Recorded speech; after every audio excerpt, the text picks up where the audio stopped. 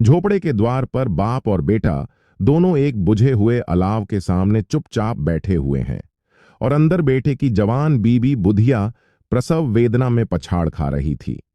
रह रहकर उसके मुंह से ऐसी दिल हिला देने वाली आवाज निकलती थी कि दोनों कलेजा थाम लेते थे। जाड़ों की रात थी। प्रकृति सन्नाटे में डूबी हुई। सारा गांव अंधकार में लय हो गया था। दिनेश ने कहा, मालूम होता है बचेगी नहीं। सारा दिन दौड़ते हो गया, जा देख तो आ। राजू चिढ़कर बोला, मरना ही तो है, जल्दी मर क्यों नहीं जाती? देखकर क्या करूं? तू बड़ा बेदर्द है बे। साल भर जिसके साथ सुख चैन से रहा, उसी के साथ इतनी बेवफाई। तो मुझसे तो उसका तड़पना और हाथ पांव पटकना नहीं देखा जाता। छमारों का कुनबा था और सारे गांव में बदनाम। दिनेश एक दिन काम करता तो 3 दिन आराम करता। राजू इतना कामचोर था कि आध घंटे काम करता तो घंटे भर चिलम पीता। इसलिए उन्हें कहीं मजदूरी नहीं मिलती थी। घर में मुट्ठी भर भी अनाज मौजूद हो तो उनके लिए काम करने की कसम थी। जब 2-4 फाके हो जाते तो दिनेश पेड़ पर चढ़कर लकड़ियां तोड़ लाता और राजू बाजार से बेच लाता, और जब तक वह पैसे रहते दोनों इधर उधर मारे मारे फिरते। गांव में काम की कमी न थी। किसानों का गांव था। मेहनती आदमी के लिए 50 काम थे, मगर इन दोनों को उसी वक्त बुलाते जब 2 आदमियों से एक का काम पाकर भी संतोष कर लेने के सिवा और कोई चारा न होता। अगर दोनों साधु होते तो उन्हें संतोष और धैर्य के लिए संयम और नियम की बिल्कुल जरूरत न होती। यह तो इनकी प्रकृति थी। विचित्र जीवन था इनका। घर में मिट्टी के 2-4 बर्तन के सिवा कोई संपत्ति नहीं। फटे चीथड़ों से अपनी नग्नता को ढांके हुए जिए जाते थे। संसार की चिंताओं से मुक्त, कर्ज से लदे हुए। गालियां भी खाते, मार भी खाते, मगर कोई गम नहीं। दीन इतने कि वसूली की बिल्कुल आशा न रहने पर भी लोग इन्हें कुछ न कुछ कर्ज दे देते थे। मटर, आलू की फसल में दूसरों के खेतों से मटर या आलू उखाड़ लाते और भून भान कर खा लेते, या 10-5 गन्ना उखाड़ लाते और रात को चूसते। दिनेश ने इसी आकाश वृत्ति से 60 साल की उम्र काट दी और राजू भी सपूत बेटे की तरह बाप ही के पद चिन्हों पर चल रहा था, बल्कि उसका नाम और भी उजागर कर रहा था। इस वक्त भी दोनों अलाव के सामने बैठकर आलू भून रहे थे, जो कि किसी खेत से खोद लाए थे। दिनेश की पत्नी का तो बहुत दिन हुए देहांत हो गया था। राजू का ब्याह पिछले साल हुआ था। जब से यह औरत आई थी, उसने इस खानदान में व्यवस्था की नींव डाली थी और इन दोनों बेगैरतों का दोजख भरती रहती थी। जब से वह आई, यह दोनों और भी आराम तलब हो गए थे, बल्कि कुछ अकड़ने भी लगे थे। कोई कार्य करने को बुलाता तो निब्रियाज भाव से दुगुनी मजदूरी मांगते। वही औरत आज प्रसव वेदना से मर रही थी और यह दोनों इसी इंतजार में थे कि वह मर जाए तो आराम से सोए। दिनेश ने आलू निकालकर छीलते हुए कहा, जाकर देख तो क्या दशा है उसकी। चुड़ैल का फिसाद होगा और क्या। यहां तो ओझा भी 1 रुपया मांगता है। राजू को भय था कि वह कोठरी में गया तो दिनेश आलूओं का बड़ा भाग साफ कर देगा। बोला, मुझे वहां जाते डर लगता है। डर किस बात का है, मैं तो यहां हूं ही। तो तुम ही जाकर देखो ना। मेरी औरत जब मरी थी तो मैं 3 दिन तक उसके पास से हिला तक नहीं, और फिर मुझसे लजाएगी कि नहीं। जिसका कभी मुंह नहीं देखा, आज उसका उघड़ा हुआ बदन देखूं। उसे तन की सुध भी तो न होगी। मुझे देख लेगी तो खुलकर हाथ पांव भी न पटक सकेगी। मैं सोचता हूं कोई बाल बच्चा हुआ तो क्या होगा। सोंठ, गुड़, तेल कुछ भी तो नहीं है घर में। सब कुछ आ जाएगा, भगवान दें तो। जो लोग अभी 1 पैसा नहीं दे रहे हैं, वे ही कल बुलाकर रुपये देंगे।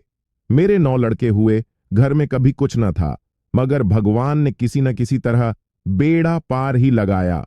जिस समाज में रात दिन मेहनत करने वालों की हालत उनकी हालत से कुछ बहुत अच्छी न थी, और किसानों के मुकाबले में वे लोग जो किसानों की दुर्बलताओं से लाभ उठाना जानते थे कहीं ज्यादा संपन्न थे, वहां इस तरह की मनोवृत्ति का पैदा हो जाना कोई अचरज की बात न थी।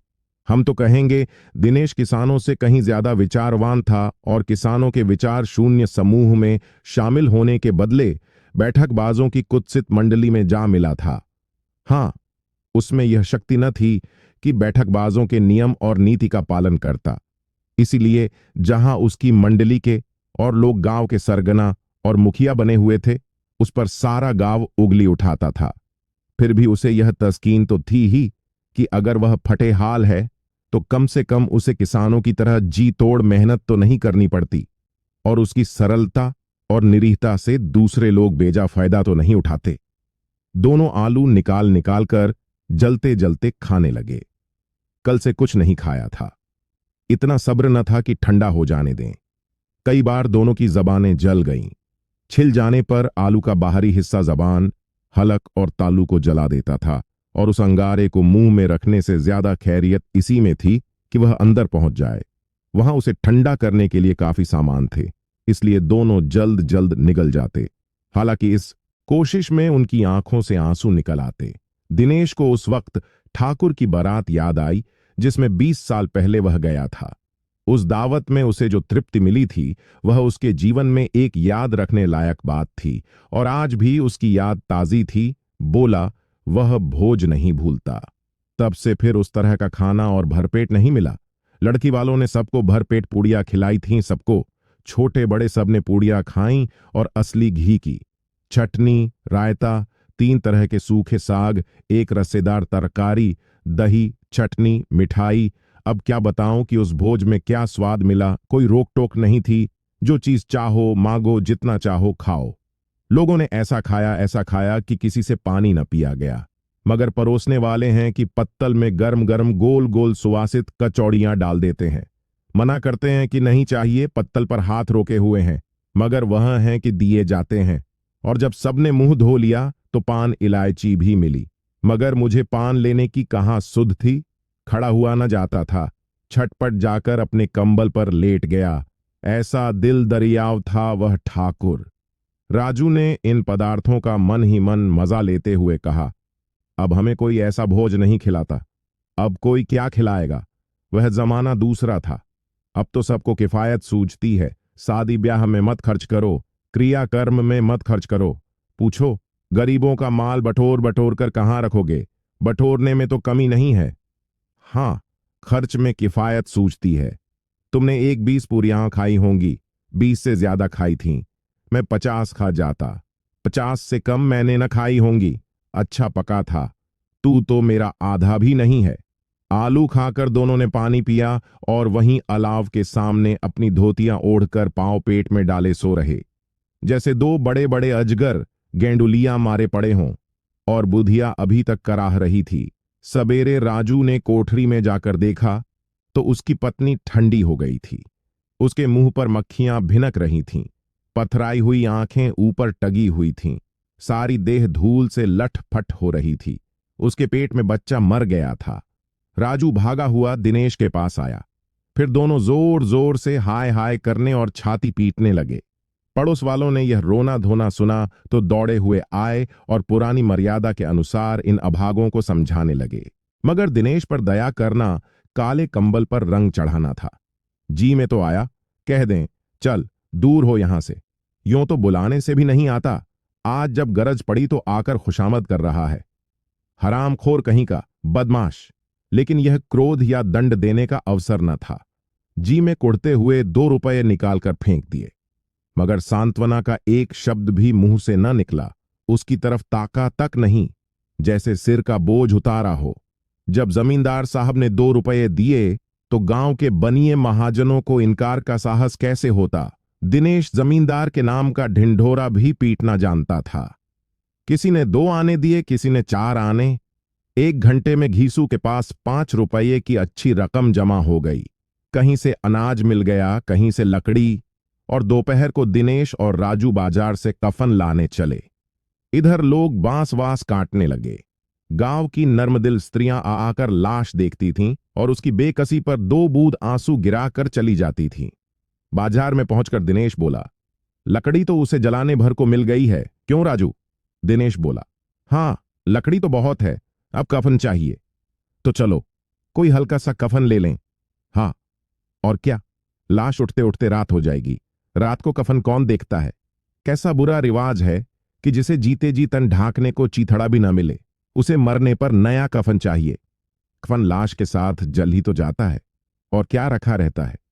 यही 5 रुपये पहले मिलते तो कुछ दवा दारू कर लेते। दोनों एक दूसरे के मन की बात ताड़ रहे थे। बाजार में इधर उधर घूमते रहे, कभी इस बजाज की दुकान पर गए, कभी उसकी दुकान पर। तरह तरह के कपड़े, रेशमी और सूती देखे, मगर कुछ जचा नहीं। यहां तक कि शाम हो गई।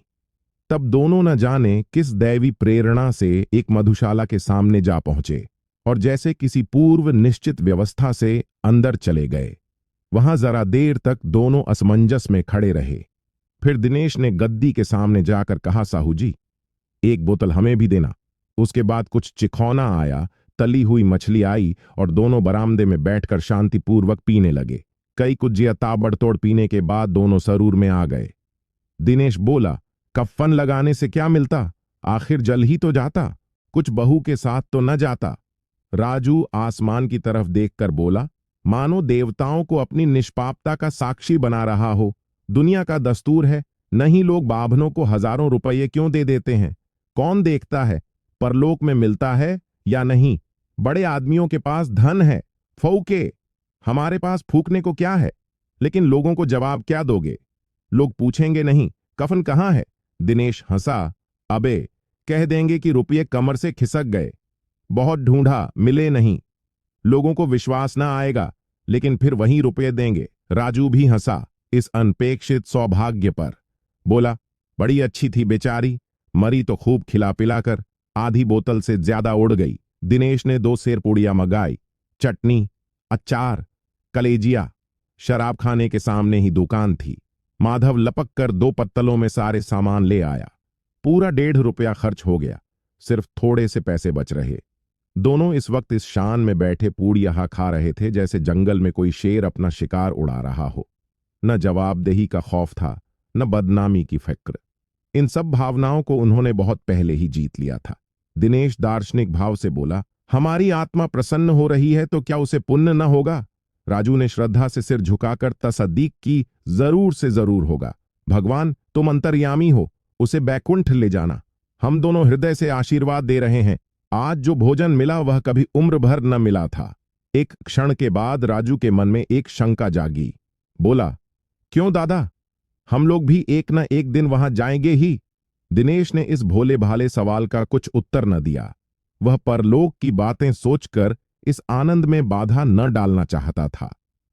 जो वहां हम लोगों से पूछे कि तुमने हमें कफन क्यों नहीं दिया तो क्या कहोगे? पूछेगी तो जरूर। तू कैसे जानता है कि उसे कफन न मिलेगा? तू मुझे ऐसा गधा समझता है?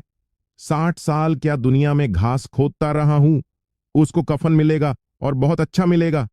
राजू को विश्वास न आया। बोला, कौन देगा? रुपये तो तुमने छट कर दिए।